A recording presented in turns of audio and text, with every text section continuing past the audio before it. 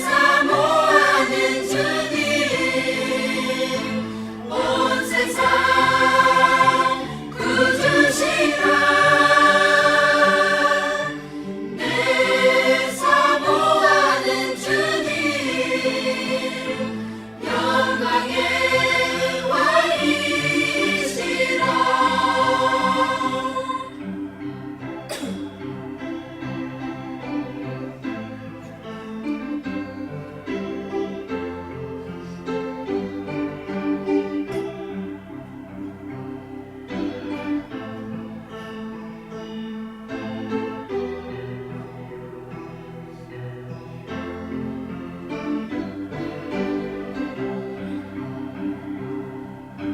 주님 다시 오실 때까지 나는 일어나 달려가리라. 주의 영광 온 땅 덮을 때 나는 일어나 노래하리. 내 사모하는 주님, 온 세상 구주시라. 내 사모하는 주님, 영광의 왕이시라.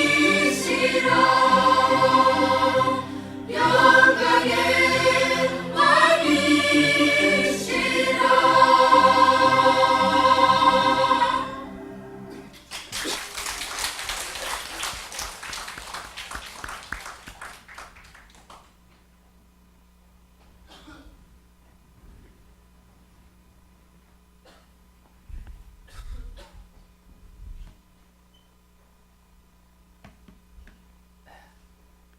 인사드리겠습니다. 안녕하세요. 앵콜 하면 안 되는 거죠? 네, 저는 춘천교회에서 교제하고 있는 손창선 형제입니다. 거리가 먼 관계로 어저께 춘천에서 출발해서 후포까지 무사히 왔습니다. 그리고 어제 형제 자매님들과 저녁 시간에 몇몇 분들과 교제를 나누면서 또 유익한 시간을 가져서 그런지 낯설지 않고 아주 가깝게 느껴지는 것 같습니다. 아까 저 성에 제 이름 소개시켜 드렸죠? 소식지에도 나왔나요? 제 성이 뭐죠?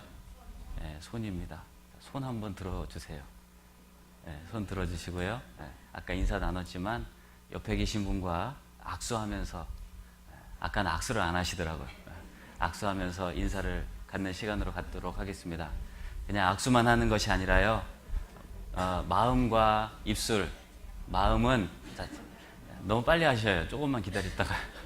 마음은 어떠한 마음으로 하시냐면요, 천국에서 만난 것과 같은 마음으로, 그리고 입술은 사랑합니다로 하겠습니다. 네, 옆에 계신 분과 인사하겠습니다. 네, 사랑합니다.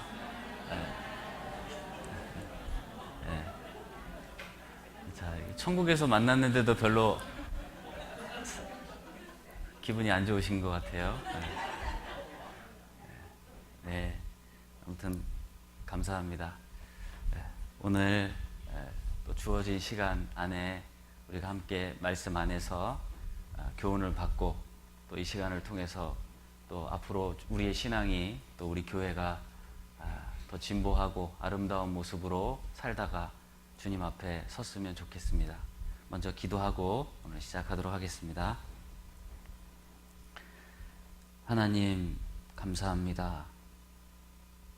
죄로 물들어 죽어있던 우리 영혼을 주님 불쌍히 여겨주시고, 또 저희를 대신해서 십자가에서 저주와 심판을 담당해 주신 주님의 놀라운 사랑과 은혜에 다시 한번 감사를 드립니다.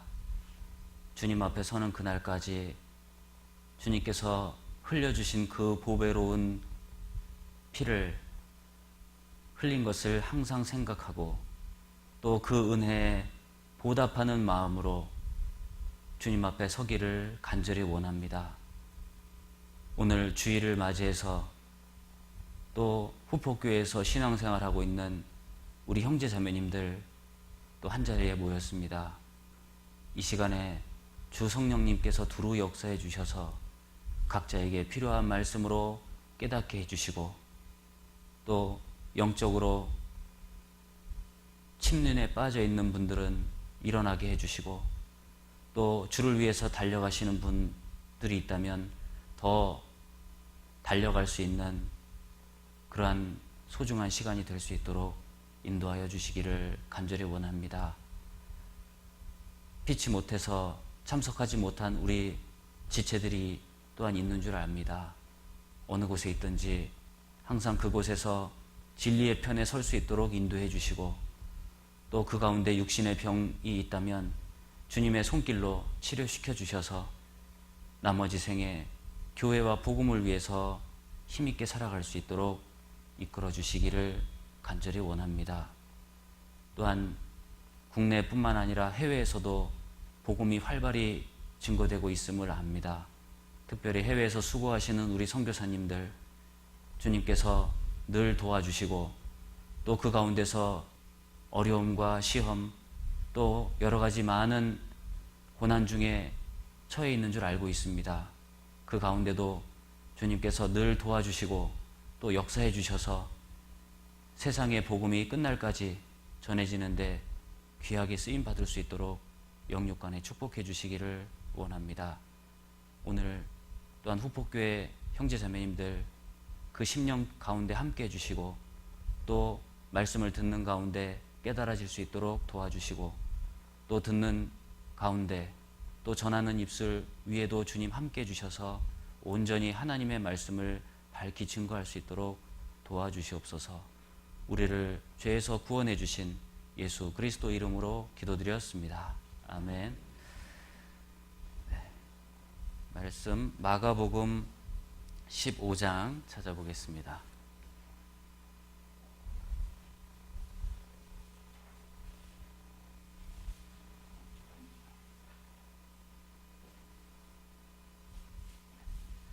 마가복음 15장 37절부터 47절까지 마가복음 15장 37절부터 47절까지 저와 교독하는 시간을 갖도록 하겠습니다. 제가 먼저 읽겠습니다. 예수께서 큰 소리를 지르시고 운명하시다.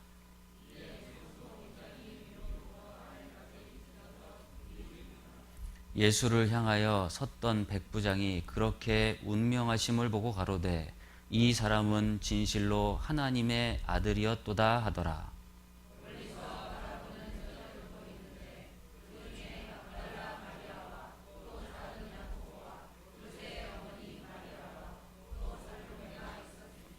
이들은 예수께서 갈릴리에 계실 때 조차 섬기던 자요 또 이 외에도 예수와 함께 예루살렘에 올라온 여자가 많이 있었더라.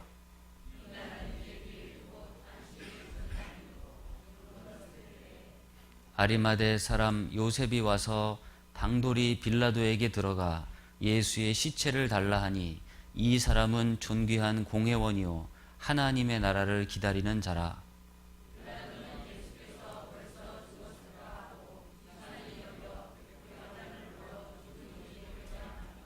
백부장에게 알아본 후에 요셉에게 시체를 내어주는지라.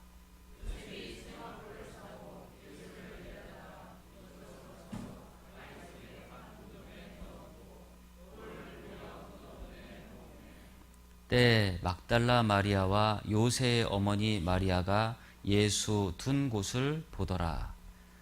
43절 말씀만 다시 한번 같이 읽겠습니다. 아리마대 사람 요셉이 와서 당돌이 빌라도에게 들어가 예수의 시체를 달라 하니 이 사람은 존귀한 공회원이요 하나님의 나라를 기다리는 자라. 네, 오늘은 마가복음 15장에 있는 내용 중에 같이 읽었던 말씀 중에 한 부분을 제목으로 잡아봤습니다. 제목은 하나님의 나라를 기다리는 자로 잡아봤습니다. 저는 아까 말씀해드렸다시피 춘천에서 왔습니다. 자, 춘천하면 생각나는 것이 있죠. 무엇이 제일 먼저 생각나세요? 네? 소양댐, 춘천교회, 닭갈비, 막국수. 제가 지역교회 가면 항상 먼저 물어보는데요. 요 네 가지가 나오더라고요.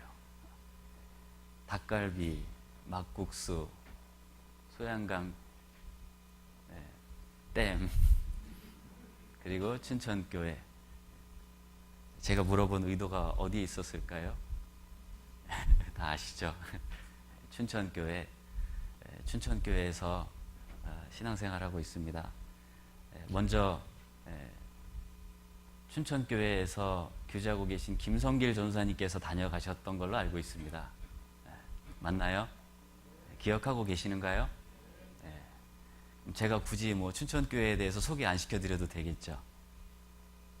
아니에요?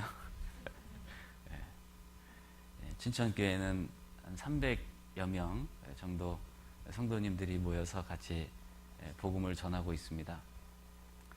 춘천교회에서 이제 분가한 교회가 화천, 가평, 홍천, 양구 이렇게 4개의 교회가 자립이 됐고요.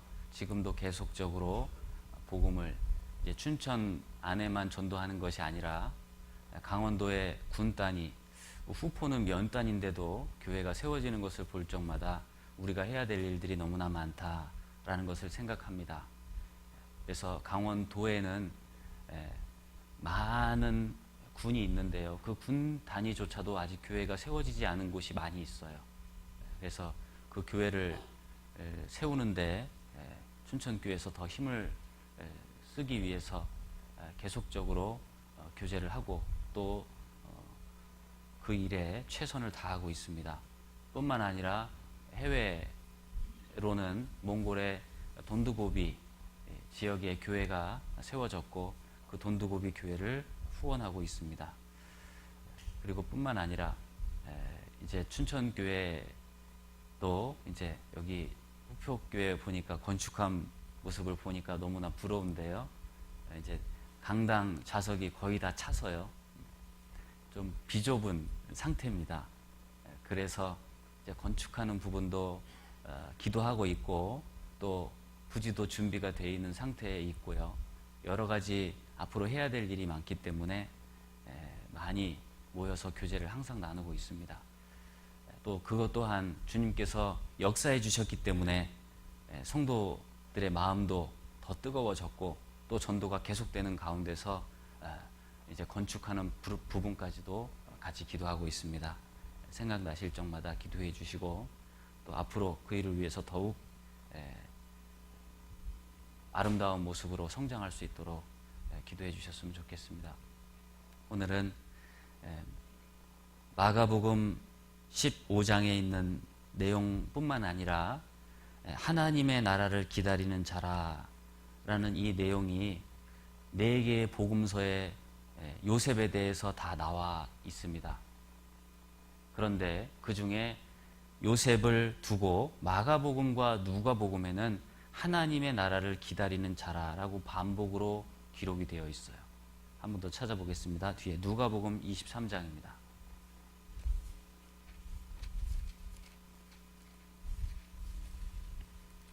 누가복음 23장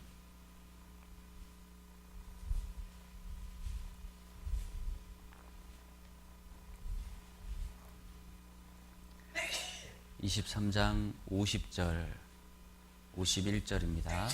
제가 읽겠습니다.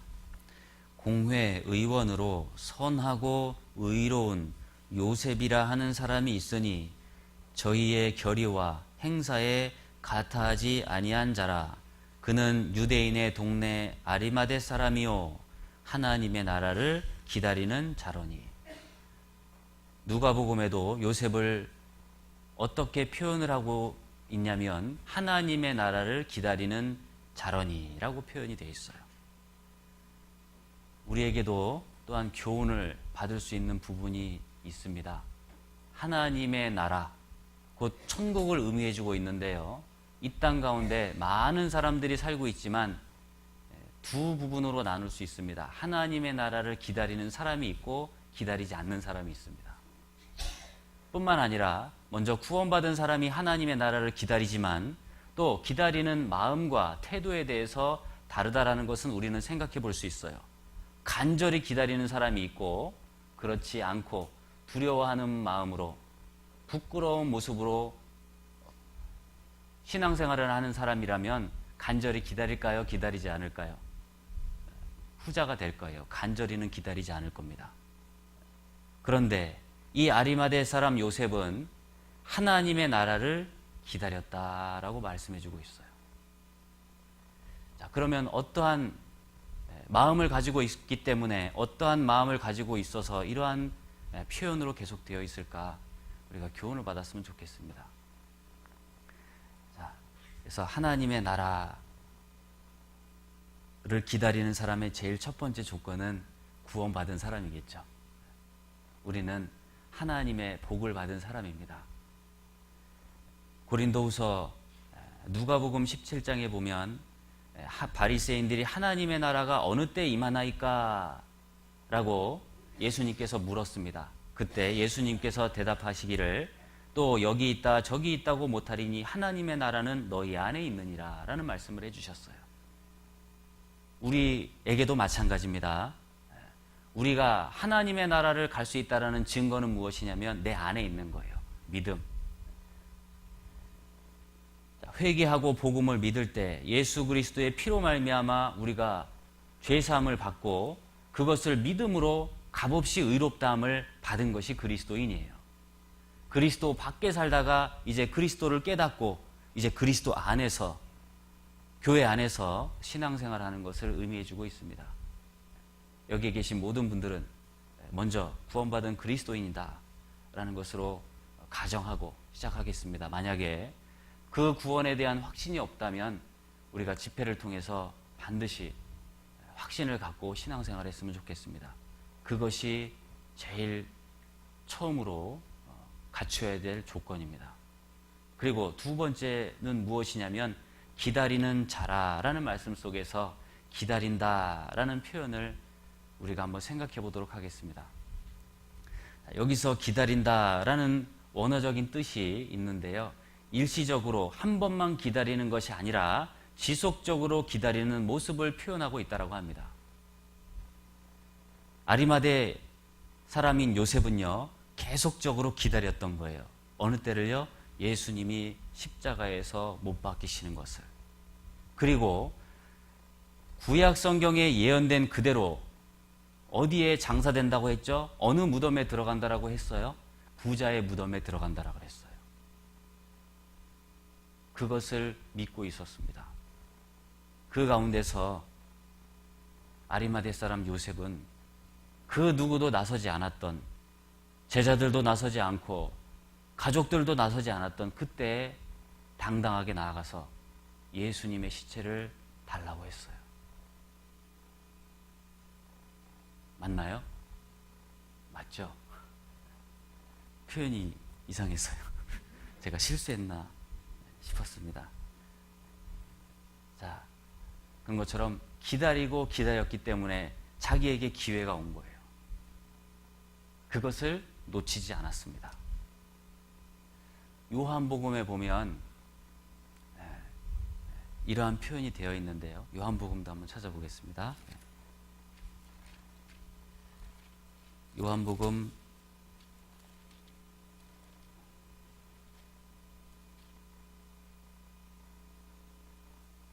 19장 38절.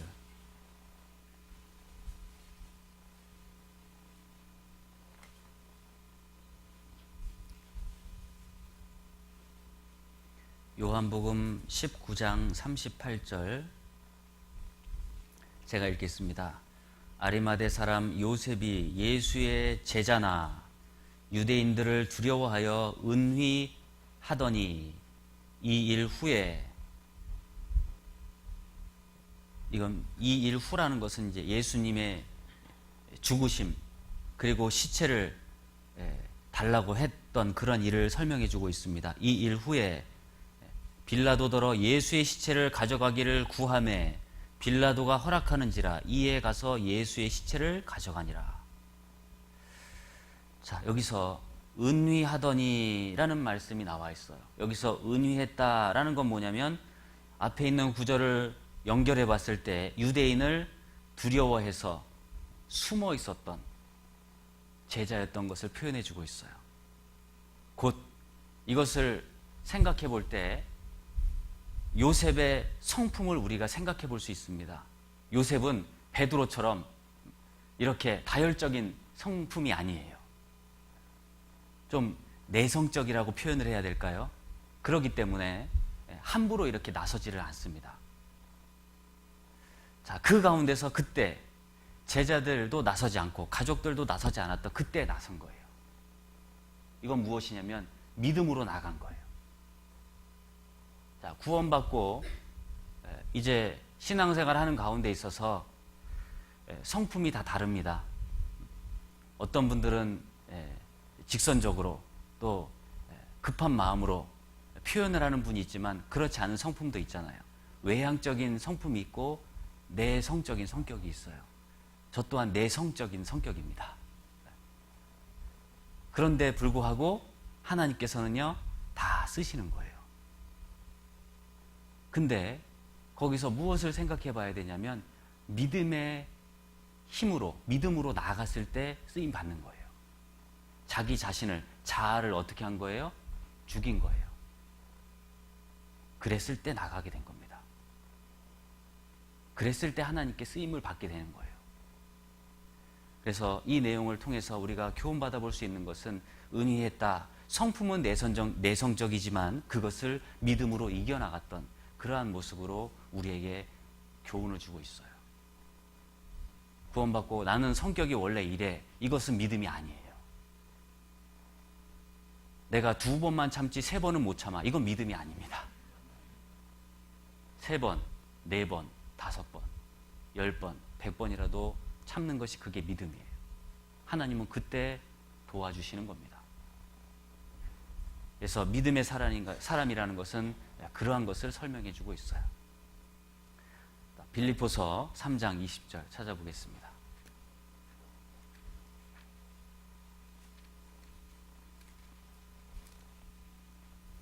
빌립보서 3장 20절.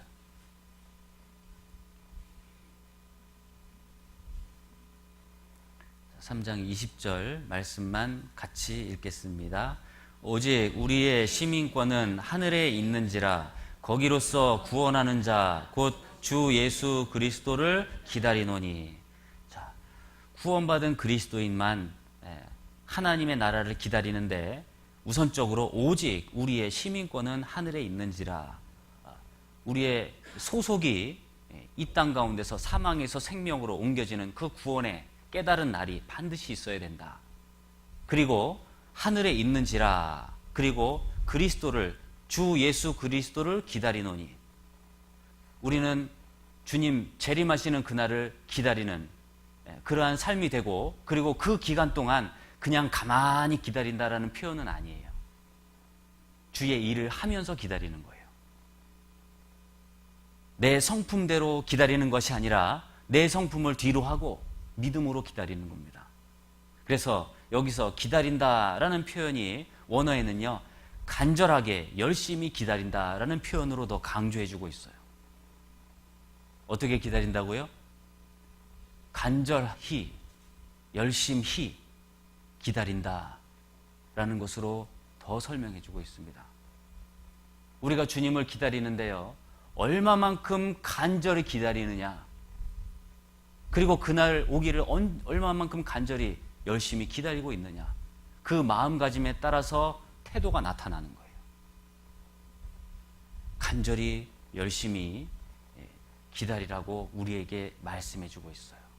하나님의 나라를 기다리는 구원받은 그리스도인이라면 간절히 열심히 기다려라 라고 말씀해주고 있습니다. 자, 그것은 정확한 목적과 목표를 위해서 매일매일 계획을 세워라 라고 우리는 생각해 볼 수 있죠. 우리가 월급날을 기다리잖아요. 그리고 1년에 한 번 생일을 기다리잖아요. 기쁨을 주고 우리에게 다시 생명의 탄생을 생각해 볼 수 있는 시간이 주어지는 것처럼 우리가 재림을 기다리는 거예요. 그것을 절대 잊어서는 안 돼요. 항상 주님 앞에 내가 선다라는 것을 잊어버렸을 때 내 신앙이 나태해지는 겁니다. 계산을 못하게 되는 거예요. 주님 앞에 서면 모든 것이 다 계산이 될 텐데 현실, 삶 속에서만 너무 살다 보니까 그것을 뒤로 한 채 살게 되는 것입니다. 그래서 매일매일 말씀을 통해서 우리의 무뎌진 마음을 일깨우고 누워있는 마음을 세우고 또 달려가는 신앙을 더 달려가게 하는 것이 말씀이잖아요. 그래서 그리스도를 기다리노니 하나님께서 우리에게 그러한 마음으로 기다려라 라고 말씀해주고 있습니다. 교회 안에서 신앙생활하고 있는 가운데서 그럼 어떻게 기다려야 될까? 안으로는 형제자매를 사랑하고 밖으로는 복음을 전하는 가운데서 기다리는 거예요. 그러면 안으로 형제자매를 사랑하는데 어떻게 사랑해야 되냐? 내가 너희를 사랑한 것 같이 너희도 서로 사랑하라. 항상 주님께서 사랑하셨던 것을 생각하면서 사랑하라는 거예요. 내 생각대로 사랑하는 것이 아니라요. 내가 사랑하는 사람만 사랑하는 것이 아닌 예수님께서는요, 끝까지 믿지 않을 유다를 끝까지 사랑하셨잖아요. 끝까지 배척할 유다를 사랑하셨던 것처럼 우리는 끝까지 사랑하는 거예요. 믿지 않는 사람 뿐만 아니라 믿음 안에 있는 형제 자매를 사랑하라 말씀해주고 있습니다. 베드로전서 1장 22절에 너희가 진리를 순종함으로 너희 영혼을 깨끗하게 하여 거짓이 없이 형제 사랑하기에 이르렀으니 마음으로 뜨겁게 피차 사랑하라 라는 말씀이 있어요. 무엇으로 뜨겁게 사랑하라고요? 마음으로. 마음이 항상 우선시 돼야 됩니다. 내가 입술로 하고 손으로 한다 그래도 마음이 빠지면 그건 사랑이 아니에요. 항상 마음이 먼저 가 있어야 돼요. 진리를 순종하듯이, 곧 진리라는 것은 말씀에 순종하듯이, 때로 형제자매들이 나에게 아픈 내 약점을 건드릴 때도 있어요. 그럴 때도 어떻게 해야 돼요? 사랑해야 돼요. 말씀에 순종하는 것처럼. 그것을 통해서 하나님께서 나에게 무슨 교훈을 주시는구나 라는 것을 믿어야 돼요. 왜요? 하나님은 충만하신 분이기 때문에. 고린도전서에 있는 말씀처럼 만물이 다 너희 것임이니라. 구원받은 이후부터는 세상이 달라 보이죠. 이제 구원받은 그리스도인에게 주변에 있는 형제자매님들에게도 나에게 다 교훈의 대상이 되는 거예요. 그래서 마음으로 뜨겁게 피차 사랑하라. 그것이 하나님 앞에 섰을 때 그것이 상이 되는 거예요. 선지자를 영접하는 자는 선지자의 상을 받을 것이고, 의인을 영접하는 것은 의인의 상을 받을 것이고, 또 이 소자 중에 냉수한 그릇 주는 자에게도 하나님께서도 결코 상을 잃지 않는다라는 마태복음에 있는 말씀처럼 우리 형제자매들 대할 적에요, 그렇게 대해야 된다라는 것을 강조해 주고 있습니다. 그렇게 다 살고 계신 것 같아요. 어제 교제를 해보니까. 그런데도 불구하고 항상 그렇게 하기는 쉽지가 않을 때도 있어요. 그래서 우리는 항상을 염두에 두고 살았으면 좋겠습니다. 예수님께서도요, 그렇게 제자들을 사랑해 주셨어요. 우리도 주님 앞에 서는 그날까지 옆에 있는 형제자매님들을 그렇게 마음으로 뜨겁게 피차 사랑하는 그러한 삶이 되기를 원하면서 우리는 기다려야 돼요. 두 번째, 전도의 열매를 맺어가면서 기다리는 거예요. 자, 누가복음 15장에 보면 집 나간 아들을 기다리는 아버지의 마음을 표현해주고 있습니다. 그건 곧 하나님의 마음이에요.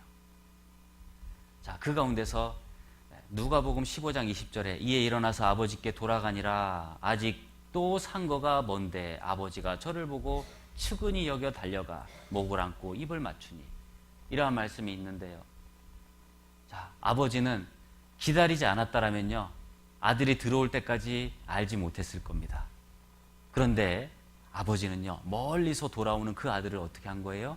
기다린 거예요. 간절히, 열심히, 매일매일 문을 열어놓고 매일매일 사방을 둘러보면서. 그렇듯이 우리가 구원받지 않은 영혼들이 있기 때문에 우리가 지금 살아가고 있는 거잖아요. 만약에 구원받지 않은 영혼들이 없다면 주님 오셔야 돼요. 그렇죠? 그런데 아직도 구원받지 못한 영혼들이 있으니까 주님이 기다려 주셨고, 또 우리가 주님을 기다리는 그리스도인으로서 아직 구원받지 못한 영혼들이 있기 때문에 우리가 주님의 마음으로 기다리는 것뿐만 아니라 그 영혼들을 살펴봐야 돼요. 가족들, 이웃들, 직장 동료들, 또 내가 모르는 그냥 지나치는 사람이지만 그 또한 하나님께서 나에게 허락하신 분이라는 것을 믿고 다가가는 것이 우리의 자세입니다. 그런 것을 두고 기다려라 라고 말씀해주고 있는 것 같아요. 그리고 야고보서 5장 7절에 그러므로 형제들아 주의 강림하시기까지 길이 참으라. 보라, 농부가 땅에서 나는 귀한 열매를 바라고 길이 참아 이른 비와 늦은 비를 기다리다니. 여기서 또한 기다린다라는 표현이 나와 있어요. 농부는요, 씨를 뿌리고 그 열매를 거둘 때까지 기다리잖아요. 근데 그냥 기다리는 것이 아니에요. 오다가 보니까 논에 벌써 모를 다 심었던데요. 심고 나서 제가 어렸을 적에, 저도 시골에 살았기 때문에 봄에 이제 모를 심고 나서 이제 일 끝났다라고 생각을 했는데, 알고 보니까 아버님이 항상 이른 아침부터 중간중간에 계속 논둑을 거니는 것을 봤습니다. 제 혼자 생각에 알아서 잘하는데 뭐 이렇게 왔다 갔다 피곤하게 하실까. 근데 그것은 아니었었던 거예요. 농부들의 말이 모는 주인의 발자국 소리를 듣고 자란다라는 것처럼 우리가 복음을 전하는 가운데서도 한 번, 두 번에서 전도가 됩니까? 안 됩니까? 안 돼요. 계속 해야 되는 거예요. 1년이고 2년이고 때로는 10년이고 20년이고 포기하지 않고 하는 거예요. 왜요? 열매가 있으니까. 우리는 열매를 바라보고 다가가고, 그리고 그날을 하나님께서 약속해 주셨기 때문에 믿고 나아가는 겁니다. 그렇게 기다리라고요. 그러니까 마음을 굳게 하라고 말씀해 주시는 거예요. 야고보서 5장 8절에 너희도 길이 참고 마음을 굳게 하라. 주의 강림이 가까우니라. 그것을 끝까지 기다릴 수 있었던 건 무엇이냐면, 먼저 마음을 어떻게 하라고요? 굳게 하라. 내 마음 가운데서 항상 말씀이 자리를 잡고 있어야 돼요. 그랬을 때 마귀가 틈타지 않고 우리가 주님을 위해서 힘있게 간절히 열심히 살아가고 그날을 기다리게 되는 겁니다. 자, 그런데 그와 반대되는 기다림 또한 있을 거예요. 자, 열심도 없고 간절함이 없다면 무엇으로만 가득 차냐면요, 두려움이 찾아옵니다. 그 모습을 통해서 엘리의 모습을 생각해 봤어요. 엘리는 두 아들을 두었습니다. 홈리와 비니아스. 근데 그 자녀들이 하나님 보시기에 불량자라는 말을 들었어요. 그리고 이스라엘과 블레셋과의 전투가 있었고 그 가운데서 전쟁에서 4,000명이 죽임을 당했다라는 소식을 들었습니다. 패배한 거예요. 엘리는 그 소식을 듣고 다 듣고 있었어요. 그리고 나서 다시 이스라엘 백성들은 전쟁에 나가는데요, 하나님께 묻지도 않고 기도하지도 않고 그냥 언약궤만을 가지고 우리가 언약궤를 빼놓았기 때문에 졌을 것이다. 그리고 언약궤를 들고 전쟁에 나간 거예요. 그런데 역시 졌습니다. 왜 그랬을까요? 하나님께 묻지 않은 거예요. 하나님께 구하지 않았어요. 그것을 알았던 엘리는요, 믿음이 없어지는 거예요. 왜요? 하나님을 앞세워서 간 것이 아니라 인간의 생각으로 나갔기 때문에. 그렇기 때문에 엘리는 이렇게 기다렸다라고 표현을 해주고 있어요. 사무엘상 4장입니다.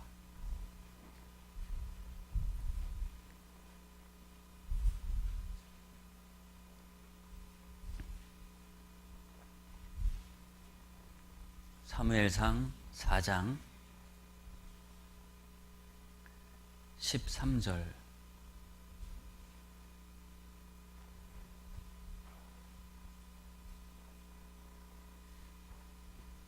사무엘상 4장 13절. 구약성경 414페이지 정도 됩니다. 사무엘상 4장 13절. 블레셋과의 전쟁 중에 언약궤도 뺏기고 패배한 가운데서 엘리에게 소식을 전합니다. 4장 13절 말씀만 같이 읽겠습니다.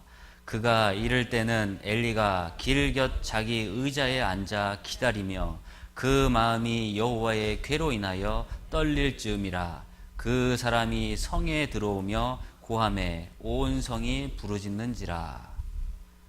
여기서 엘리가 길 곁 자기 의자에 앉아서 기다리며 라는 말씀이 있어요. 전쟁에 나갔다라는 것을 알고 이제 좋은 소식을 들어오기를 기다렸는데, 근데 엘리의 마음은요, 그 마음이 여호와의 궤로 인하여 떨릴 즈음이라. 마음이 어떻게 했다고요? 떨렸다는 얘기예요. 마음이 하나님 앞에 합당치 못한 자녀들의 소식을 그 전부터 들었었고, 그리고 하나님께 묻지도 않고 하나님을 앞세워서 믿음으로 나아가지 않았던 것을 다 알았기 때문에 담대함이 있는 것이 아니라, 확신이 있는 것이 아니라 두려움이 있었던 거예요. 엘리가 나이가 많아서 떨렸다라는 표현이 아니에요. 하나님 앞에 합당치 못한 것이 있을 땐 두려움이 몰려와요. 왜요? 구원받은 그리스도인 또한 마찬가지입니다. 그리스도의 심판대가 있기 때문에. 그래서 우리의 모습은 항상 계산해 봐야 돼요. 내가 말하는 것, 생각하는 것, 행동하는 것, 내가 말하는 것에 앞서서 하나님께 기도했는지, 하나님의 말씀대로 걸어가고 있는지, 그것을 항상 달아봐야 돼요. 하나님께서는 그것을 원하시고 있습니다. 그렇지 않았기 때문에 사무엘상 2장 12절, 엘리의 아들들은 불량자라 여호와를 알지 아니하더라. 그 아들들 홈리와 비나스 또한 그 가운데서 갖고 거기서 어떻게 했어요? 전쟁 중에 목숨을 잃었습니다. 우리가 하나님을 앞세우지 않고 하나님의 말씀을 의지하지 않고 나아간다면 실패밖에 없는 거예요. 자, 그러한 가운데서 주님을 기다려서는 안 된다라는 교훈을 이끌어낼 수 있어요. 자, 그리고 엘리의 아들들은 불량자라 여호와를 알지 아니하더라. 여호와를 알지 아니하더라. 아니한 거예요. 알기를 어떻게 한 거예요? 싫어한 겁니다. 하나님의 말씀을 뒤로 한 거예요. 구원받은 그리스도인도 그럴 수 있을까요? 없을까요? 있어요. 왜 내 마음 가운데서 평강이 없고 불안만 있고 괴로움이 있고 힘들까? 말씀에 알미 없기 때문에 그래요. 그것은 지식적인 알미 아니라 깨달음이에요. 말씀을 깨달아 갔을 때 나에게 평강이 찾아오고요. 거기서 힘이 나는 거예요. 베드로후서 찾아보겠습니다. 베드로후서 1장.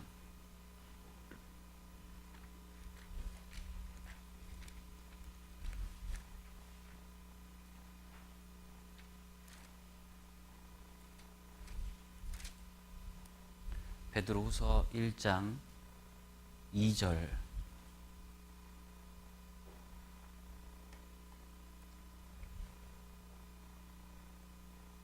(1장 2절) 말씀도 같이 읽겠습니다. 하나님과 우리 주 예수를 알므로 은혜와 평강이 너희에게 더욱 많을지어다. 자, 여기서 우리 주 예수를 알므로, 여기서 알미라는 것은 원어에 두 가지 뜻이 있다라고 합니다.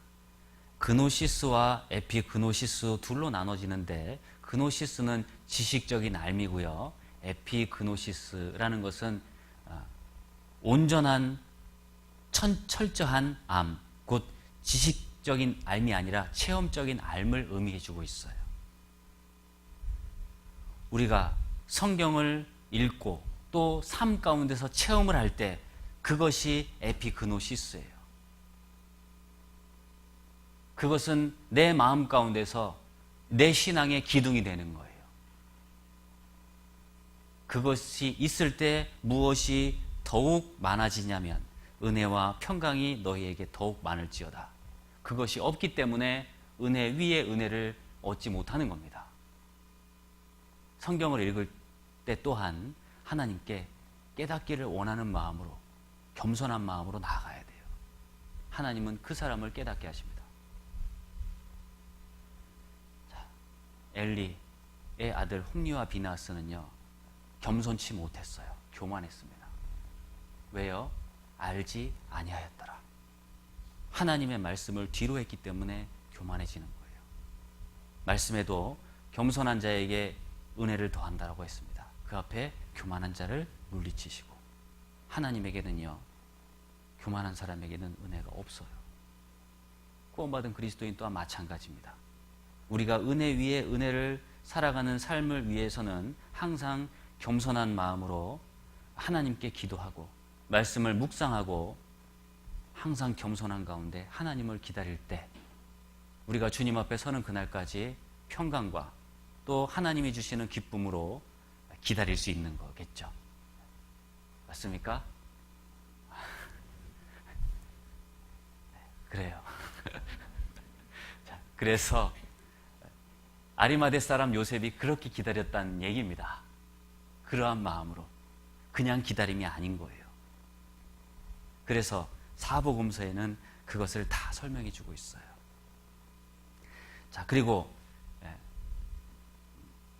총독 빌라도 앞에 나아갔을 때 예수의 시체를 달라고 한 것이 맞지만 어떠한 마음으로 나아갔냐면 마가복음에 같이 읽었던 말씀처럼 당돌이 나아갔다라고 표현이 되어 있어요. 여기서 또한 당돌이라는 단어가 있습니다. 그거 한번 찾아보겠습니다. 다시 마가복음 15장 43절.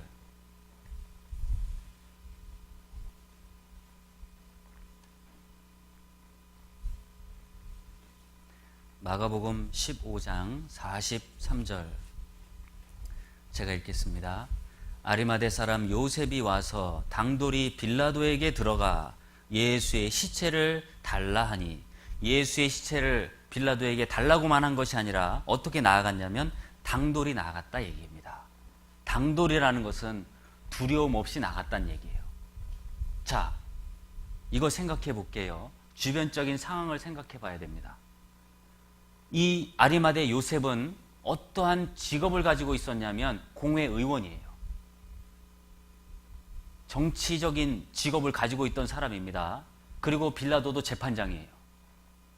그리고 빌라도가 재판을 내렸을 때 예수님의 시체를 달라 한 것은 정치적인 것과 관련돼서 사형을 처한 예수님께서, 죄가 없으신 예수님이 죄를 누명을 쓰시고 그리고 나서 십자가에 운명하셨을 때 왜 제자들도 나서지 않고 왜 가족들도 나서지 못했냐면 일반적인 처형을 당했을 적에는요, 먼저 가족들에게 시체를 전해준다라고 합니다. 그런데 정치적인 것과 관련되어 있는 처형을 받은 죄수에게는요, 그 누구에게도 시체를 주지 않는다라고 합니다. 그때 누가 달라고 한 거예요? 요셉이 달라고 한 거예요. 공회 의원으로서. 그건 무엇이냐면요, 빌라도가 충분히 죄를 같은 정치범으로 덮어 씌울 수 있을까요, 없을까요? 충분히 덮어 씌울 수 있었어요.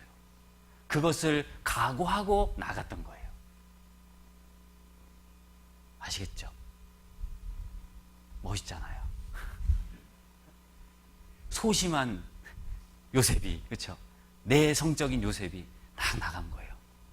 그것을 그렇게 갈 수 있게 한 것이 무엇일까요? 믿음. 믿음의 근거. 사랑이에요, 사랑.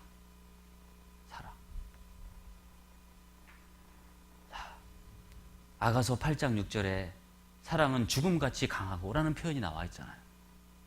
그리고 8장 7절에 이 사랑은 많은 물이 꺼치지 못하겠고 홍수라도 엄몰치 못하다니 그거 누가 막을 수 없었던 거예요. 믿음보다 더 큰 사랑, 그 사랑을 받았기 때문에 나갔던 거예요. 자, 우리에게도 마찬가지예요. 우리가 왜 믿음으로 앞세워서 나아갈 수 있냐면 그리스도의 사랑이 있었기 때문에 그런 겁니다. 우리는 그 사랑을 앞세웠을 때 나가는 거예요. 그 사랑을 앞세우지 않으면 나갈 수 없는 거예요. 고린도후서 5장 찾아보겠습니다.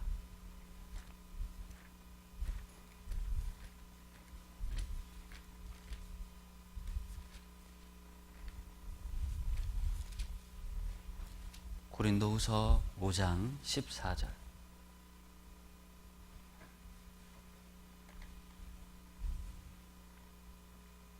(5장 14절) 같이 읽겠습니다.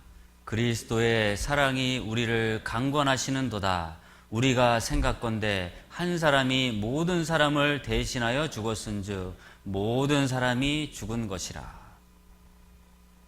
예수님께서 우리를 대신해 주셨을 뿐만 아니라 온 세상 죄를 담당하시고 십자가에서 다 처리해 주신 것 주님의 놀라운 사랑이에요. 우리도 그 사랑을 통해서 구원을 받았어요. 그리고 그리스도의 사랑이 우리를 강권하시는도다.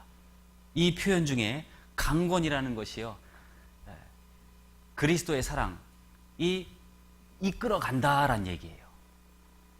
우리를 믿음에서 믿음에 이르게 한 것이 그리스도의 사랑인 것처럼 우리가 힘있게 살아가는 그 근원 또한 그리스도의 사랑을 앞세웠을 때, 그것을 항상 생각했을 때 끌려가는 거예요. 우리가 주님 앞에 서는 그날까지 이것을 앞세워야 될 것으로 생각해 볼 수 있습니다. 그래서 그리스도의 사랑이 우리를 강권하시는도다. 항상 주님의 복음을 전할 적에나 형제자매를 사랑할 때, 또 봉사할 때 항상 그리스도의 사랑이 빠져서는 안 돼요. 그리스도의 사랑이 빠지니까 평강도 깨지고 은혜도 없는 거예요. 그리스도의 사랑이 우리를 강권하시는도다. 이 아리마대 사람 요셉은요, 그 사랑을 가지고 나갔던 거예요. 그게 당돌이, 버릇 없이 나갔다는 뜻이 아닙니다. 당돌이, 담대하게, 두려움 없이 믿음으로, 사랑으로 나간 거예요. 우리도 주님 앞에 서는 그날까지 그렇게 살았으면 좋겠습니다. 그리고 그 소리를 들은 총독 빌라도는요, 그 말을 무시해버릴 수도 있었어요. 그렇지만 그 말을 무시할 수 없었습니다. 물론 직위에서만 있었던 것이 아니에요. 주변에 있는 많은 사람들이 그 광경을 다 지켜봤었겠죠. 그때 요셉이 빌라도에게 청한 거예요. 시체를 달라 하고. 그리고 빌라도는요, 요셉만 본 것이 아니라 주변에 많은 사람들, 그리고 요셉의 성품까지 다 생각했습니다. 주변에서 요셉을 어떻게 불리웠냐라고 기록이 되어 있냐면요, 마태복음에는 아리마대 사람은 부자다, 그리고 공회 의원이고 또 제자다라는 표현이 나와 있어요. 예수님의 제자다라는 표현이 나와 있습니다. 그리고 마가복음에는 존귀한 공회 의원, 여기서 존귀한이라는 것은 명예와 명성을 얻고 있었던 공회 의원이라는 표현이에요. 그리고 누가복음에는 선하고 의로운 사람으로 표현이 되어 있어요. 그리고 가타하지 아니한 자라. 자, 정치적인 직업을 가지고 있는 데 있어서 항상 어두워진 죄의 부분에 있어서는요, 타협하지 않는 모습으로 정치계에서 생활을 했다라는 것을 가르쳐주고 있습니다. 그러한 삶을 살았기 때문에 함부로 대할 수가 없었던 거예요. 총독 또한. 자, 그런 것처럼 우리가 교훈받을 수 있었던 것은요, 벌써 12시네요. 자, 그랬던 것처럼 우리도 복음을 전하는 데 있어서 우리가 행실이 착한 행실이 아닌, 선한 행실이 아닌, 옳지 못한 삶 속에서 복음을 전하면 무시해버려요. 무시당할 수 있습니다. 그렇지만 우리의 삶이 거룩하고 의롭고 선하고 하나님의 자녀로서 삶을 사는 가운데서 복음을 전하면 그들은 무시할 수 없어요.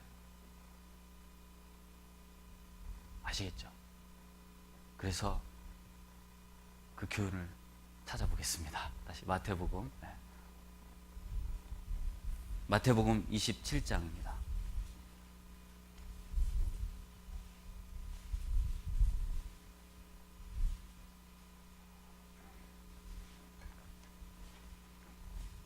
마태복음 27장 57절. 마태복음 27장 57절 말씀 같이 읽겠습니다. 저물었을 때 아리마대 부자 요셉이라 하는 사람이 왔으니 그도 예수의 제자라. 여기서 생각해 볼 단어는요, 그도 예수의 제자라. 주변의 많은 사람들에게 그러한 부름을 받았습니다. 그도 예수의 제자라. 예수님이 부른 12제자뿐만 아니라 그 주변에 많은 숨은 제자들이 있었어요. 여자들 또한 마찬가지로요. 그때 요셉은 공의 의원으로 불린 것이 아니라 무엇으로 불렸어요? 그도 예수의 제자라. 제자와 같은 삶을 살았다라는 것을 강조해 주고 있는 겁니다. 우리가 구원을 받았다고 해서 많은 사람들에게 구원받지 못한 이름으로만 불려서는 안 된다. 구원받은 그리스도인으로서 우리도 예수의 제자라는 부름을 받았을 때 그러한 부름을 받는 삶 속에서 하나님의 나라를 기다려야 된다라는 거예요. 자, 그러면 이것은 참 제자의 모습으로 우리에게 교훈을 해주고 있는데요. 우리도 구원받은 그리스도인을 예수님의 제자라고 말해주고 있어요. 또 사도 바울은 예수 그리스도의 종 나 바울은 항상 주님의 일을 하는 가운데 있어서 내 위치가 무엇이냐면 종으로 표현해주고 있습니다. 그리고 예수님께서도요, 제자들에게 나를 따라오려거든 자기를 부인하고 자기 십자가를 지고 나를 쫓을 것이니라 라고 표현해주고 있어요. 제자가 갖춰야 될 덕목에 대해서 쭉 말씀해주고 있습니다. 자, 우리도 마찬가지예요. 마태복음 16장 24절 이 말씀 찾아보겠습니다. 앞에 넘어가서요. 마태복음 16장 24절.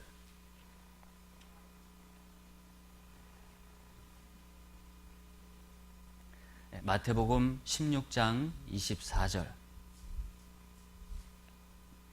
이 말씀 같이 읽겠습니다. 이에 예수께서 제자들에게 이르시되 아무든지 나를 따라오려거든 자기를 부인하고 자기 십자가를 지고 나를 좇을 것이니라. 예수님께서 제자들이 어떠한 삶으로 살아야 될지를 말씀해주고 있고 가르침을 주신 부분입니다. 아무든지 나를 따라오려거든. 제일 먼저 무엇을 원하시냐면요, 자기 십자가를 지는 것이 먼저 보다는 자기를 부인하는 것이 먼저라고 볼 수 있어요. 내 생각이 먼저가 아닌 하나님의 말씀을 먼저 두었을 때 하나님을 따라갈 수 있다. 그리고 하나님의 십자가를, 나에게 주신 십자가를 질 수 있다라는 거예요. 자, 여기서 자기 부인, 아내를 의미하는 것이 아니라 자아죠. 자아. 내 생각, 내 계획, 내 뜻, 내 꿈. 이건 다 어떻게 하라고요? 뒤로 하는 거예요. 자, 아리마대 사람 요셉이요, 그렇게 살았어요. 마태복음 27장에 보면 그도 예수의 제자라. 그리고 요셉을 무엇으로 표현해주고 있냐면 부자다라는 표현을 해주고 있어요. 돈 많은 사람이었습니다. 부한 사람이었어요. 그런데 부를 부각시키기보다는 제자라는 것을 부각시켰어요. 그럼 왜 그러냐면 그 부를 가지고 하나님의 복음을 전하는데 하나님의 제자로서 많은 사람들에게 보여줬다는 얘기입니다. 자기를 위해서 쓴 것이 아니라 예수님을 위해서 썼다는 얘기예요. 우리 시대에도 마찬가지. 내가 가지고 있는 것 다 하나님이 주신 거잖아요. 그것을 어떻게 해야 돼요? 하나님께 드렸을 때 그도 예수의 제자라 주변에서 그러한 부름을 받는 거예요. 그게 진정한 하나님의 제자입니다. 자기를 부인하고 자기 십자가를 지고 나를 쫓을 것이니라. 자, 그리고 누가복음 9장 23절에 또 우리에게 이르시되 아무든지 나를 따라오려거든 자기를 부인하고 날마다 제 십자가를 지고 나를 쫓을 것이니라. 여기서 또 추가된 것이 있는 것이 무엇이냐면 날마다예요. 자기를 부인하는 것을 어떻게 하라고요? 날마다 부인하라고요. 요셉은요, 그 자기가 가지고 있는 것을 날마다 제자의 모습으로 살았습니다. 우리도 그렇게 살라고 말씀해 주고 있어요. 날마다. 구원받은 그리스도인을 그리스도의 향기로 고린도후서 2장에 표현이 되어 있고 또 그리스도의 편지로 또 마태복음 5장에는 세상의 빛으로 표현해 주고 있어요. 자, 향기를 내기 위해서는 어떻게 해야 돼요? 내가 부서져야 돼요. 내 자아가 깨져야 됩니다. 그랬을 때 향기가 나는 거잖아요. 그것을 어떻게 해요? 날마다. 가끔이 아니에요. 주일만 아니에요. 모임만 있는 것만 그날만 하는 것이 아니라 날마다. 그리스도의 편지라는 것은 내 입을 통해서 내 삶을 통해서 보여줘야 되는 것이 편지잖아요. 다른 사람들에게 보여지고 그것을 읽혀졌을 때 그 역할을 다하듯이 내가 말하는 것, 내 삶을 통해서 다른 사람들, 믿지 않는 사람들에게 나타났을 때 그 역할을 다하는 것처럼 그것을 어떻게 해요? 날마다. 믿는 그리스도인에게도 믿지 않는 이방인들에게도 또 대적하는 사람들에게도 날마다. 그것이 제자입니다. 그러한 삶을 주님께서는 살라고 명해주고 있어요. 그러기 위해선 내 신분을 항상 잊지 말아라. 나는 그리스도의 종이다. 나는 그리스도의 제자다. 아리마대 요셉은요, 마태복음에 그거를 강조해주고 있어요. 요셉은 자기가 항상 그도 예수의 제자다. 그것을 항상 잊지 않고 예수님이 운명하시는 그날 또 무덤에 드리는 그때까지 살았습니다. 우리도 마찬가지예요. 하나님의 나라를 기다리는 그리스도인으로서 그도 예수의 제자다. 우리도 예수의 제자다. 나도 예수의 제자다. 그게 원칙입니다. 그러한 마음으로 신앙생활을 해야 하나님 앞에 담대하게 부끄러움 없이 설 수 있는 거예요. 자, 그 중에 마태복음에 보면 다윗을 하나님의 마음에 합한 자라고 표현해 주고 있잖아요. 근데 왜 마음에 합한 자라고 표현해 주셨냐면 항상 모든 일을 할 때 항상 하나님의 종이라는 것을 잊지 않았습니다. 항상 하나님의 종이기 때문에 하나님을 앞세워서 생활을 했던 거예요. 다 알고 있는 내용이죠. 다윗과 골리앗. 그 가운데서 골리앗을 죽이고 승리하고 그리고 나서 사울이 그 다윗은 누구인지 물어봤습니다. 너는 누구냐? 간단히 이렇게 물어본 거예요. 그랬을 때 뭐라고 답했을까요? 우리 아버지는 누구고요? 나는 어디서 나왔고 어디서 생활을 했고요. 이런 것이 먼저가 아니었습니다. 한번 찾아보겠습니다. 사무엘상 17장입니다.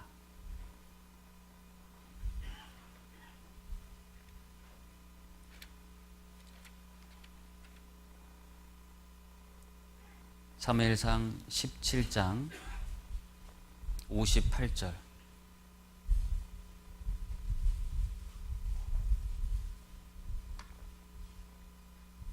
사무엘상 17장 58절. 구약성경 438페이지입니다. 찾으셨으면 같이 읽겠습니다. 사울이 그에게 묻되 소년이여 누구의 아들이뇨? 다윗이 대답하되 나는 주의 종 베들레헴 사람 이새의 아들이니이다. 이새의 아들, 아버지의 이름을 먼저 얘기하지도 않고 또 지역을 먼저 얘기하지도 않고 무엇을 먼저 얘기했냐면 나는 주의 종이다. 그것을 앞세웠기 때문에 골리앗을 물리쳤던 거예요. 그리고 34절에도 다윗이 사울에게 고하되 주의 종 아비의 양을 지킬 때 사자나 곰이 와서 양떼에서 새끼를 움키면 이라는 말씀 속에서도 자신이 어떠한 가운데서 내가 승리로 이끌어갔다. 양을 지켰을 때 그 사자나 곰이 그 양을 물고 갔을 때 그 양을 꺼집어 왔다. 라는 표현을 했을 때요. 무엇을 먼저 강조했냐면 다윗이 사울에게 고하되 주의 종. 여기도 주의 종이에요. 나는 주님의 종입니다. 그래서 하나님이 도와주셨습니다. 또한 36절 주의 종이 사자와 곰도 쳤은즉 사시는 하나님이 군대를 모욕한 이 할례 없는 블레셋 사람이리까 그가 그 짐승이 하나와 같이 되리이다. 나는 주의 종이기 때문에 그러한 믿음을 갖고 담대하게 골리앗 앞에 나간 거예요. 자, 내가 주의 종이라는 것을 잊지 않았을 때 거기서 강한 힘이 솟아나고 거기서 담대함이 생기는 겁니다. 그랬을 때 골리앗을 물리치는 거예요. 우리에게도 신앙생활하는 가운데서 많은 죄의 유혹이 올까요? 안 올까요? 옵니다. 그때 무엇을 우리가 잡아야 되냐면 주의 종이다. 주님께서 도와주실 것을 믿고 하나님 나아갔을 때 하나님께서 도와주시는 거예요. 그랬을 때 우리를 도와주셨을 뿐만 아니라 우리를 높여주십니다. 다니엘도 마찬가지예요. 그 가운데서 우상의 제물, 그 음식 가운데서 어떻게 앞세웠냐면 구별된 것으로 앞세웠던 거예요. 주의 종이기 때문에 나는 구별된 모습으로 나아갔을 때 하나님께서 도와주셨습니다. 그리고 풀무불 가운데서도 던졌을 적에 하나님께서 도와주셨어요. 사자굴 속에 들어갔을 적에도 하나님께서도 도와주셨어요. 왜요? 하나님을 앞세웠기 때문에 그런 거예요. 아리마대 요셉은요, 그도 예수의 제자라. 우리 또한 하나님의 나라를 기다리는 그리스도인으로서 그러한 것을 앞세워서 살았으면 좋겠습니다. 그리고 마가복음에 보면 이 사람은 존귀한 공회원이요 라는 표현이 되어 있습니다. 존귀함에 대해서 가르쳐주고 있는데요. 존귀라는 것은 칭찬과 명예를 받은 사람으로 표현이 되어 있습니다. 자, 좋은 모양이나 언어, 행동에 있어서 영향력 있는 많은 사람들에게 명예를 얻은 그러한 것으로 표현해주고 있어요. 자, 이것을 한번 그려보겠습니다. 그려봐야 돼요. 자, 존귀한 공회원이요. 자, 빌라도에게 시체를 달라 했을 때 존귀한 공회원이요. 자, 그는 많은 사람들에게 명성을 얻었기 때문에 예수님이 운명하시는 것을 확인해 보라고 시켰고, 그리고 나서 시체를 누구에게 줬을까요? 요셉에게 줬습니다. 요셉은 예수님의 시체를 받았어요? 안 받았어요? 받았어요. 무슨 옷을 입고? 공회의원 옷을 입고. 신부는 공회의원인 거예요. 예수님의 시체를 받았습니다. 누구를 시켜서 받은 게 아니에요. 존귀함이라는 것은 자기가 먼저 행한 거예요. 그랬을 때 존귀함을 얻는 겁니다. 그것은요, 자, 예수님의 시체를 받으러 갔었을 뿐만 아니라 항상 주님의 일에 적극적인 모습, 그러한 적극적인 삶, 항상 앞서는 모습으로 삶을 살았기 때문에 그러한 존귀함을 얻었다는 얘기예요. 구원받은 그리스도인 또한 항상 주님의 일에 앞장서는 사람, 그 사람을 통해서 우리가 큰 것을 배웁니다. 그리고 그분을 따라가는 거예요. 가장 존귀하신 분은 물론 예수 그리스도시죠. 그 가운데서 우리가 많은 사람들에게 존귀함을 먼저는 하나님께 받았고 많은 사람들에게 존귀함을 얻는 사람이 되기 위해서는 모든 일에 솔선수범해야 돼요. 예수님의 시체를 받을 적에도요, 요셉은 나아갔습니다. 자신의 옷에 예수님의 피가 묻었어요. 그리고 예수님이 채찍, 또 못 박히신 거, 머리에 가시 면류가 나신 거, 그것을 다 만졌습니다. 무덤에 드리기 위해서는 어떻게 해야 돼요? 다 씻어야 되는 거예요. 누구를 시킨 게 아니에요. 오전 9시부터 시작해서 오후 3시 운명하셨고, 그리고 그 다음 날은 6월절이기 때문에 이스라엘 시간은 저녁이 되면 아침이 되잖아요. 저녁이 되면 그 다음 날로 넘어가기 때문에 오후 3시부터 해지기까지는 많은 시간이 있지는 않았습니다. 그렇기 때문에 시간이 없었던 거예요. 느긋하게 한 것이 아닙니다. 쉬면서 한 것이 아니에요. 빨리빨리 움직였어요. 예수님의 시체를 받았을 뿐만 아니라 그 무덤에까지 드리기까지 장례를 치르는 모든 절차를 신속하게 행했다는 얘기예요.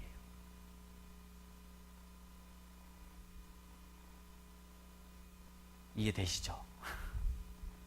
우리도 존귀함을 얻기 위해서 내가 먼저 그런 모습으로 나아가야 돼요. 땅에 있는 성도는 존귀한 자니 나의 모든 즐거움이 저에게 있도다. 시편 16편 3절에 나와 있어요. 우리가 주님의 일을 할 때, 앞장설 때, 내 것을 뒤로하고 주님께 나아갈 때 주님이 우리를 보실 때 어떻게 보시냐면요, 존귀하게 보신다라고요. 나의 모든 즐거움이 저에게 있도다. 그것을 할 때 주님께서 가장 기뻐하신다는 얘기입니다. 우리에게도 힘 주시고 주님에게 기쁨이 되고 영광이 되는 거예요. 다른 것이 기쁨이 되는 것이 아닙니다. 주님의 일에 앞장설 때 주께 기쁘시게 할 것이 무엇인가 시험해보라. 에베소서에 있는 말씀처럼요, 다른 것이 아니에요. 주님의 일에 앞장설 때 그것을 하나님이 가장 기뻐하십니다. 근데 여기서 존귀한 자다라는 것은, 이 존귀함은 그냥 얻는 것이 아니에요. 무엇이냐면 반드시 고통이 따릅니다. 고통이 따르는 가운데서 존귀함을 얻는 거예요. 자, 역대상 4장 9절에 보면 야베스는 그 형제보다 존귀한 자다라는 표현이 나와 있어요. 왜 존귀한 자냐면 그 어미가 이름하여 야베스라 하였으니 이는 내가 수고로이 낳았다 함이었더라. 야베스는 존귀한 자다라는 표현이 나와 있는데요, 그 어미가요, 그 야베스를 낳을 때 고통스럽게 낳은 거예요. 존귀함을 얻는 것은요, 반드시 고난 속에서 얻는 겁니다. 고통 가운데 얻는 거예요. 그래서 고난당하는 것이 유익이라, 이로 인하여 내가 주의 율례를 배우게 되었나니 라는 말씀이 있는 것처럼 우리가 고난을 받는 가운데서 주님의 말씀을 깨닫는 거예요. 자, 그리고 존귀함이라는 것을 거기서 의미해주고 있는 뜻이 있는데요, 고유하게 얻어지는 명예가 아닌 난관을 극복해서 다른 사람들로부터 칭찬과 존경을 얻게 된 것으로 해석을 합니다. 그냥 존귀함을 얻는 것이 아닌, 그냥 자신의 신분의 공의 의원으로서만 존귀함을 얻은 것이 아닌 그 삶을 통해서 존귀함을 얻었다. 많은 사람들에게. 그것을 의미해주고 있습니다. 우리 또한 우리를 구원해 주셨을 때 예수님께서는요, 십자가에 못 박히시기 전에 채찍에 맞으셨잖아요. 왜요? 누구를 위해서? 우리를 위해서. 그리고 골고다 언덕을 걸어가셨고 못에 박히셨어요. 머리에 가시면류관을 하시면서 우리 대신 고난을 받아주셨는데 우리는 주님을 위해서 고난받는 것이 마땅하잖아요. 우리가 그 고난에 참여할 때 하나님께서 우리를 존귀하게 여기신다. 하나님 앞에 섰을 때 그것이 가장 큰 상이고 가장 큰 명예고 명성이다 라는 거예요. 우리는 그러한 존귀함을 얻는 그리스도인이 되었으면 좋겠습니다. 자, 그래서 여러 가지 신앙생활 할 때 어려움과 시험, 환난, 고난이 왔을 때 그것을 피해서는 안 돼요. 항상 주님께서 나를 위해서 당해주셨던 고난을 생각하면서 하나님께 맡기고 나아가는 것, 그것이 기도입니다. 그래서 신앙생활 하는 가운데 있어서 그 고난이 왔을 때 제일 먼저 해야 될 부분이 기도. 예수님께서도요, 십자가에 못 박히시기 전에 땀방울이 핏방울이 될 때까지 기도를 하셨잖아요. 그랬듯이 우리도 신앙생활 하는 그날, 주님 앞에 서는 그날까지 고난이 오고 어려움이 오고 시험이 오고 환난이 온다 하더라도 끝까지 주님께 나아가는 그러한 기도의 모습으로 살았으면 좋겠습니다. 그래서 기도를 통해서 명언이 있는데요. 제가 먼저 읽어드리겠습니다. 만일 기도가 그대의 생활에서 죄를 다스리지 않는다면 죄가 기도를 다스릴 것입니다.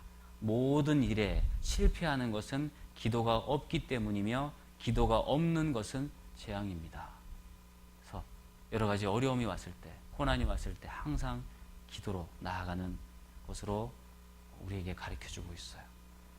출애굽기 30장에 보면 성소 안에 휘장 앞에 중앙에 놓인 향단이 있는데요. 그 향단에 향을 피우는데 재료가 각기 다릅니다. 그 재료를 통해서 몇 가지 교훈을 생각해 보도록 하겠습니다. 출애굽기 30장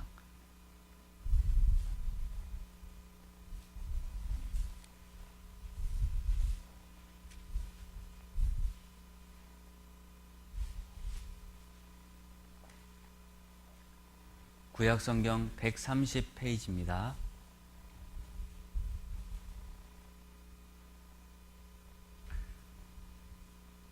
출애굽기 30장 7절 아론이 아침마다 그 위에 향기로운 향을 사르되 등불을 정리할 때 살을 찌며 8절 또 저녁 때 등불을 켤 때 살을 찌니 이 향은 너희가 대대로 여호와 앞에 끊지 못할 지며 아론은요 아침마다 그리고 또 8절에 저녁 때 향기로운 향을 사르는 것처럼 우리가 아침에 눈을 뜰 때 뭘 먼저 해야 될까요? 밥을 먼저 먹어야 돼요? 양치를 먼저 해야 돼요? 세수를 먼저 해야 돼요? 기도를 먼저 해야 된다. 그리고 모든 일을 마치고 잠자리에 들 때도 기도로서 하루를 돌아보고 계산하는 거예요. 주님 앞에 서는 그날까지 기도를 빼놓고 신앙생활 하나님 앞에 기다리는 것은 하나님 앞에 합당치 않다. 그리고 34절로 넘어가겠습니다. 34절 여호와께서 모세에게 이르시되 너는 소합향과 나감향과 풍자향의 향품을 취하고 그 향품을 유향에 섞되 각기 동일한 중수로 하고 여기서 네 가지의 향이 나와 있습니다. 소합향, 나감향, 풍자향, 유향 그 향을 통해서 우리가 가르쳐주는 것이 있는데요. 소합향이라는 것은 향나무에서 저절로 나는 향이라고 합니다.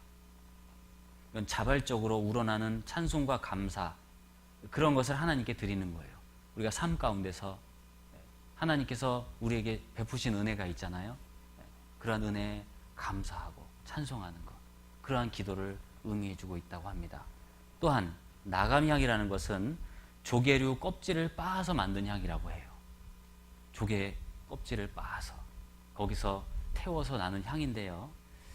자, 여기서 교훈받을 수 있는 것은 쌓기 위해서는 어떻게 해야 돼요? 조개 껍질이 부서져야 돼요. 부서지고 깨지는 것은 희생을 의미해 주고 있는데요. 누구든지 나를 따르려거든 자기를 어떻게 하여? 부인하고. 이건 내 자아를 부수는 거예요. 부수는 거. 하나님께서 나에게 나는 원치 않는데 하나님이 원한다면 어떻게 해야 돼요? 부숴야 돼요. 예수님께서도 아버지여 만일 아버지의 뜻이거든 이 잔을 내게서 옮기시옵소서. 그러나 내 원대로 마옵시고 아버지의 원대로 되기를 원하나이다. 항상 아버지의 뜻이라면 내 것을 다 부시고 아버지의 뜻을 쫓아가는 그러한 기도를 의미해 주고 있습니다. 신앙생활 하다 보면 내 분량의 이상의 것을 요구할 때가 있어요. 나는 지금 힘든데 하나님께서 더 원하실 때도 있어요. 그럴 때도 어떻게 해야 돼요? 기도로 나아가는 것. 그때 하나님이 도와주십니다. 자, 에스더도 그와 같은 기도로 나아갔어요. 이스라엘 백성들이 다 죽을 수밖에 없는 운명에 놓여 있었고 또 그 소식을 전해 들었습니다. 그리고 났을 때 그 소식을 들었을 때 어떠한 마음이었을까요? 처음부터 죽으면 죽으리다가 아니었었어요. 모르드게와 교제를 통해서 너만 살고자 하느냐, 마음 가운데서는요 자기만 살고자 하는 그러한 마음이 있었어요. 이것을 피하고 싶은 마음은 있었습니다. 본인은 살 수 있었어요. 그렇지만 이스라엘 백성들은 다 죽임을 당하는 운명에 놓여 있는 거예요. 모르드게와 믿음의 교제를 통해서 결심하게 됩니다. 죽으면 죽으리이다. 우리도 말씀 그리고 기도 생활 더더욱 중요하지만 이 모임 가운데서 내 마음을 열어놓고 하나님께 나아가는 거예요. 그래서 모임이 중요한 겁니다. 나는 할 수 없지만 이 모임 가운데서 하나님께서 할 수 있도록 내 마음을 이렇게 세워주시는 거예요. 믿음의 교제가 절대적으로 필요해요. 그래서 그런 것을 통해서 우리가 교훈받을 수 있고요. 풍자향이라는 것은 고무나무에서 나는 향으로 소독제로 쓰이는 향이라고 합니다. 맛은 쓰다라고 해요. 자, 우리가 신앙생활 하다 보면 때로는 넘어질 때도 있어요. 내가 죄를 짓지 말아야 되는데 죄의 길에 들어설 때도 있다고요. 거기서 어떻게 하냐면 주저앉는 것을 원하는 것이 아니라 거기서 다시 회개하기를 원하십니다. 일어서기를 원하시는 거예요. 그러한 것 가운데서 쓴맛을 하나님이 보게 해주세요. 그럼 어떻게 해야 돼요? 다시 회개하라고요. 제가 그제 우리 한 형제님과 상담을 원해서요 댁에 갔습니다. 저는 이제 구역장님을 통해서 그 형제님이 왜 상담을 요청했는지 대충 전해 들었어요. 왜냐하면 교통사고를 냈는데 법규를 위반하고 그런데 차는 폐차가 됐다고 해요. 그래서 형제님이 크게 다쳤는 것으로 생각을 해서 구역장님께 물어봤습니다. 많이 다치셨나요? 아니래요. 입원하고 검사한 결과 이상 없고 바로 퇴원해서 직장에 가셨다고 하더라고요. 그래서 다행이구나. 그리고 나서 이틀 후에 전화가 온 거예요. 그 소식을 듣고. 전사님, 잠깐 교제하고 싶은 내용이 있어서 그런데 한번 와주시겠습니까? 그래서 와달라는 말에 다 알았어요. 폐차를 했기 때문에 오실 수가 없는 거예요. 마음 같아서는 가고 싶은데 그런 것을 다 지루하고 원한 거예요. 저에게 부탁을 한 겁니다. 네, 당연히 가죠. 그날 금요일 날 저녁에 와주셨으면 좋겠습니다 라고 했는데 그 전날 다시 전화가 왔어요. 전사님, 저녁까지 못 기다리겠어요. 점심때 와주실 수 있으세요? 라고 하는 겁니다. 그래서 점심때 갔습니다. 갔는데 그 얘기를 사고 난 경위와 그리고 사고를 하나님께서 날 수밖에 없었던 이유와 그리고 하나님께서 내 잘못을 뉘우치는 가운데서 하나님께서 기도 회개하는 것을 들어주셨다라는 것을 다 얘기하셨습니다. 왜 아침에 빨리 교제를 하고 싶었었는데요, 폐차 처리를 하는 데 있어서 오전에 그 일을 빨리 하고 저와 상담을 하고 싶었던 거예요. 그래서 아침에 폐차를 하고 왔는데요, 폐차를 보니까 차를 보면 볼수록 하나님께서 나를 지켜주셨다라는 것을 뼈저리게 느끼고 오셨더라고요. 왜냐하면 구원받은 그리스도인으로서 이방인을 만나는 것은 전도하는 데 만나지만 그 가운데서 하지 말아야 될 것을 많이 하셨더라고요. 예를 하고,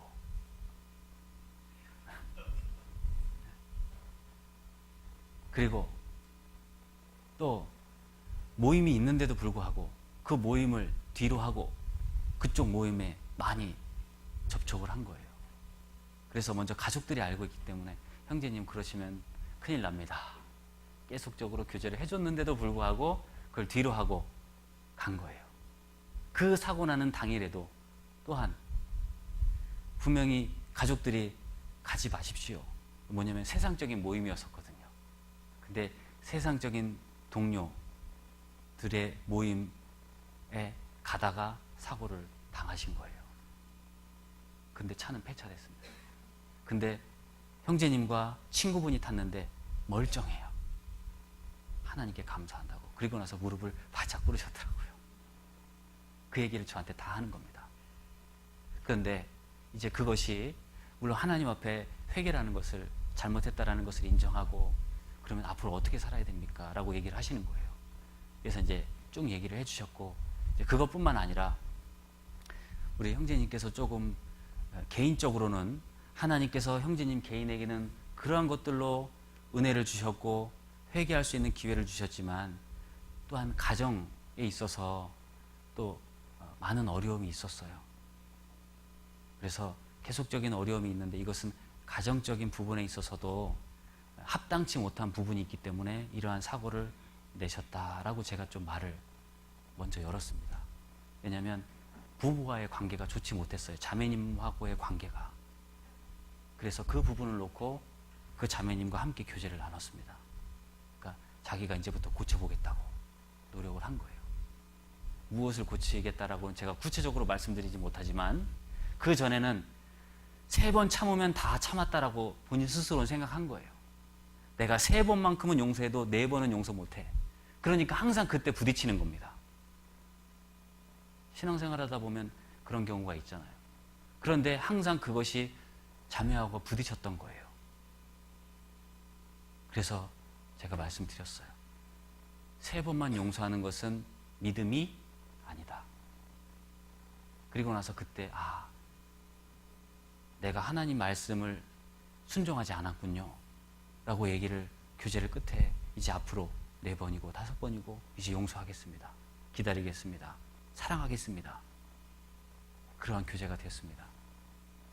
형제님에게는 그러한 여러 가지 경제적으로는 어려움이 있었지만 신앙적으로는 큰 것을 깨닫게 해주셨어요.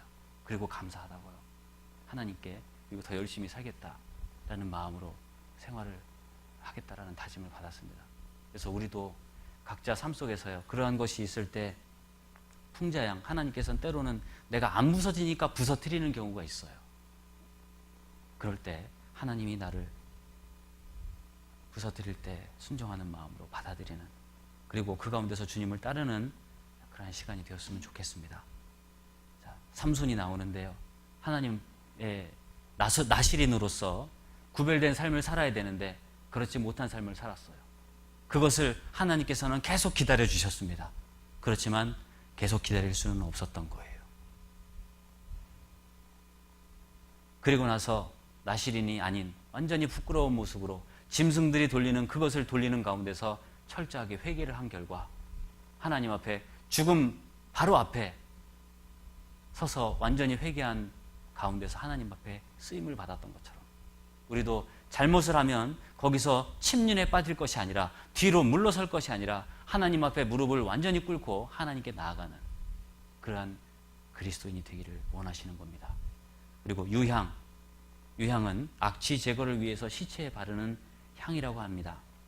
이것은 죽음의 권세를 이기는, 사단의 권세를 이기는 그러한 기도로서 우리에게 교훈해주고 있는데요. 자, 우리는 매일매일 개인적으로도 세상과의 마귀와의 싸움이에요. 뿐만 아니라 교회 안에서도 복음을 전할 때 각자가 개인이 전도하는 게 아니에요. 함께 전도하는 겁니다. 맞습니까?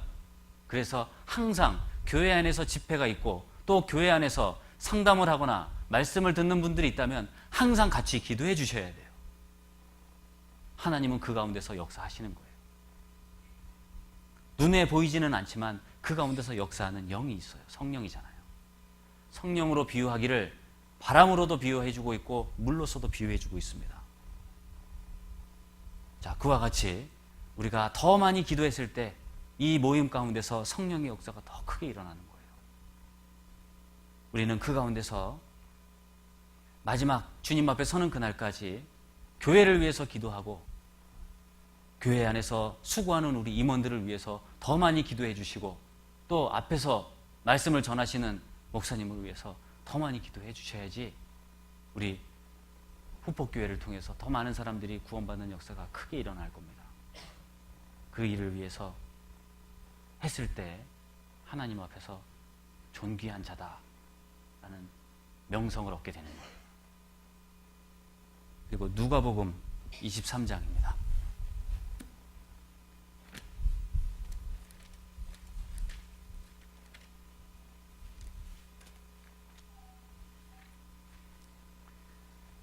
누가복음 23장 50절입니다.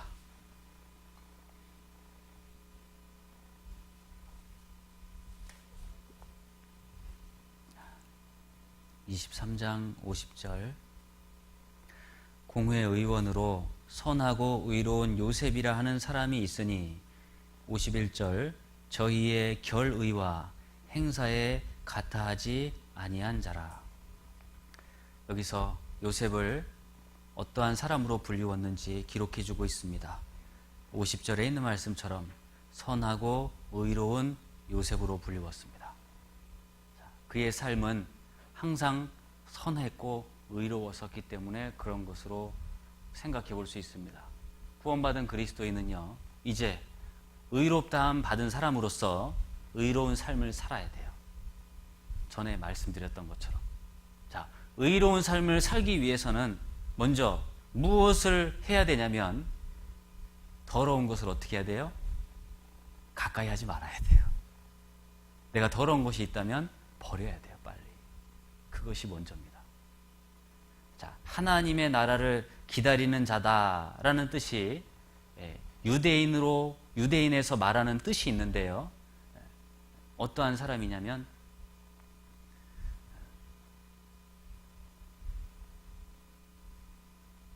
매우 경건한 사람으로 의미해주고 있다고 합니다. 자, 하나님의 나라를 기다리는 사람이 있는데요. 그러한 사람으로 불린다라는 것은 유대 지역에 있는 사람으로 무슨 뜻으로 또 해석을 하냐면 매우 경건한 사람으로 해석이 된대요. 이해되시죠? 자, 그래서 우리도 구원받은 그리스도인으로서 경건한 삶을 살아야 되는 거예요. 맞습니까? 무엇으로요? 말씀과 기도로. 아리마대 사람 요셉은요, 경건한 삶을 살았어요. 어떻게요? 51절에 있는 말씀처럼 저희의 결의와 행사에 같아하지 아니한 자라. 같아하지 않았다. 구별됐다는 얘기예요. 죄와 함께하지 않았다는 얘기입니다. 시편 1편에 있는 말씀처럼 복 있는 사람은 악인의 길을 쫓지 아니하고 죄인의 길에 서지 아니하고 오만한 자의 자리에 앉지 아니하며 라는 말씀처럼 우리도 그와 같은 삶을 삶 속에서 실천해야 되는 거예요. 그래서 가타하지 아니한 자라, 그와 같은 것으로 불리움을 받았습니다. 우리도 하나님의 나라를 기다리는 자로서 가타하지 않는 삶을 살았을 때 하나님 앞에 힘있게 살아가는 거예요. 디모데전서 4장.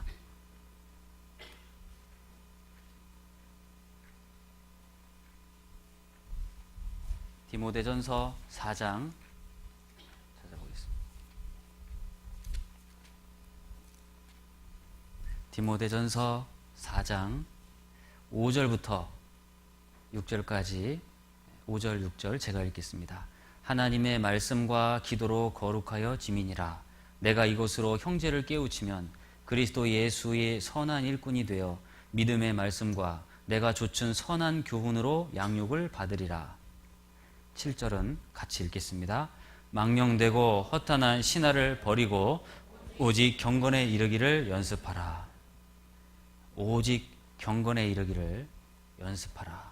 여기서 훈련하라, 반복해라, 이것을 의미해주고 있습니다. 구원받은 그리스도인은 성령이 있고 또 육신의 소욕이 있기 때문에 성령의 지배를 받기 위해서는 경건에 이르기를 연습해라. 육신을 쫓아가는 삶이 아닌 이제 성령을 쫓아가는 그러한 삶을 살아야 된다. 그래서 성령을 쫓기 위해서는 어떻게 된다라고 강조해 주시냐면 허탄한 신화를 버리고, 이것을 버리는 것이 우선이에요. 훈련이 먼저가 아니라 버리고 나서 훈련을 하는 거예요. 자, 운동선수가 체중을 조절하기 위해서 체중이 어느 목표점이 있잖아요. 그 목표를 이루기 위해서는 많이 먹고 훈련하는 게 아니라 절제하면서 훈련하는 거예요. 그와 같이 우리가 세상에 살지만 세상에서 구별된 목표를 가지고 매일매일 살아가는 거예요.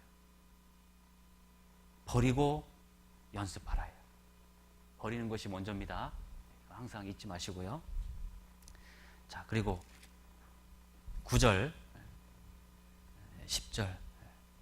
10절 말씀 같이 읽겠습니다. 이를 위하여 우리가 수고하고 진력하는 것은 우리의 소망을 살아계신 하나님께 두미니 곧 모든 사람, 특히 믿는 자들의 구주시라. 이를 위하여 우리가 수고하고, 그 가운데서는요 반드시 수고가 있어요. 자, 수고라는 것이 원어에는요 코피가 나도록 수고하다라는 뜻이 있다고 합니다. 그럼 뭐예요? 최선을 다하는 거예요. 코피 흘릴 만큼 신앙생활 한번 해보자는 얘기입니다. 자, 그렇게 수고하고 진력하는 것은, 자, 여기서 진력이라는 것 또한 혼신의 힘을 다해서라는 뜻이 있어요. 진력하는 것은, 우리가 그렇게 살아가는 것은 우리의 소망을 살아계신 하나님께 두미니, 우리가 그날을 항상 바라보고 그것을 기다리며 그것을 위해서 최선을 다해서 살아가는 거예요. 자, 그래서 그러한 삶을 살았던 아리마대 사람 요셉을 통해서 몇 가지 생각을 해봤습니다. 기다린다라는 뜻과, 그리고 아리마대 사람을 그도 예수의 제자라고 불렸던 것처럼 우리도 불리움을 받는 삶을 살고 또 존귀함을 얻는 삶을 살았던 것처럼 우리도 많은 사람들에게 존귀함을 얻을 수 있기 위해서 항상 주님의 일에, 모든 일에 적극적으로 하고, 그리고 가타하지 아니한 자라, 구별된 삶, 그리고 경건에 이르기를 연습하라라고 하셨던 것처럼 매일매일 구별된 삶 속에서 주님께 영광을 돌리는 그러한 삶을 살면서 하나님의 나라를 기다리는 우리 후보교회 형제자매님들이 되었으면 좋겠습니다. 네, 기도하고 마치겠습니다. 주님 감사합니다. 우리를 구원해 주심은 또 우리를 통해서 더 많은 사람들에게 복음이 증거되기 위함인 줄 알고 있습니다.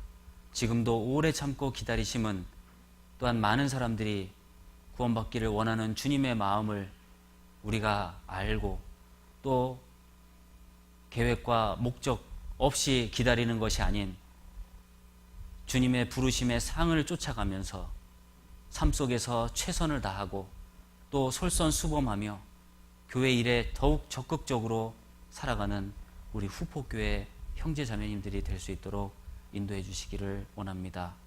6월에 대집회를 두고 함께 기도하고 또 전도하는 모든 손길과 발걸음, 그 마음 주님께서 다 아심에 필요한 대로 도와주시고 또 집회에 많은 이뤄진 영혼들이 말씀 앞에 나와 복된 시간이 될 수 있도록 도와주시옵소서. 또한 말씀을 대언하시는 목사님에게도 더욱 권능으로 힘입혀 주셔서 주의 말씀을 담대히 증거케 해주시고 또 그의 수고하는 모든 형제 자매님들에게 은혜 위에 은혜를 더해 주셔서 참으로 주님께 영광이 되고 기쁨이 될 수 있는 대집회가 될 수 있도록 우리의 몸과 마음을 하나로 묶어주시고 도와주시옵소서. 이 시간 함께해 주신 주님께 감사드리며 우리를 죄에서 구원해 주신 예수 그리스도 이름으로 기도드렸습니다. 아멘.